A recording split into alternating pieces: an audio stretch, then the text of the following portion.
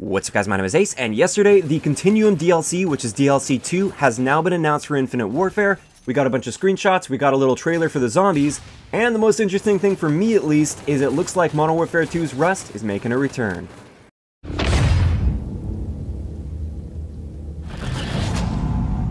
Alright guys, so it looks like it's going to be a pretty standard DLC. We've got 4 multiplayer maps as well as a new zombies experience.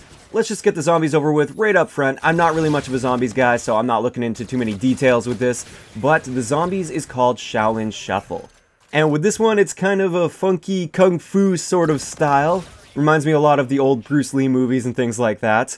And from what I've seen, this is definitely getting some mixed reviews. A lot of people are saying, oh, this is just really silly, this is so dumb, why are they doing this? And a lot of other people are saying, oh, this looks really neat, this looks really cool. My initial reaction on this was kind of the same as my initial reaction when I first saw Zombies in Spaceland back at Call of Duty XP. I thought to myself, this is really silly, like this isn't zombies, this isn't the dark, gritty zombies that we're used to. But I kind of grew to love Zombies in Spaceland. I really do like that. I kind of like the quirkiness that Infinity Ward brings to their zombies experience. It kind of sets them apart from Treyarch zombies, and I like that. Now, having said this, I'm not much of a zombies player, so I'm not really into it. I'm not a hardcore zombies player by any means. I'll definitely be checking this out like I always do, but I'd be lying if I said I was super excited about this Shaolin Shuffle. So now let's move into the multiplayer maps. This is the area that I actually really care about. We've got 3 brand new multiplayer maps, and then we've got 1 reimagined map. We're going to save the reimagined map for last.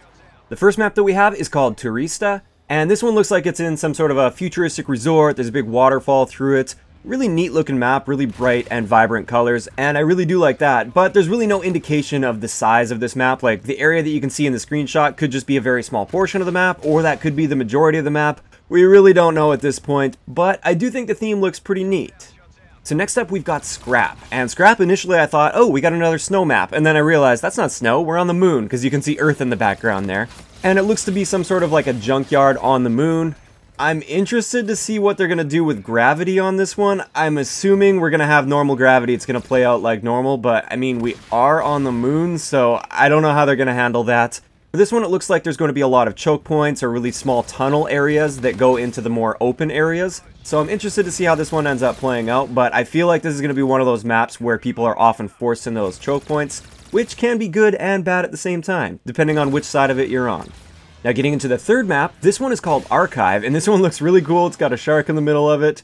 This is an art gallery, and it is described as a very wide 3-lane map with a lot of close quarters combat, and I think I'm most excited for this map out of all of them just from the images that we've seen so far.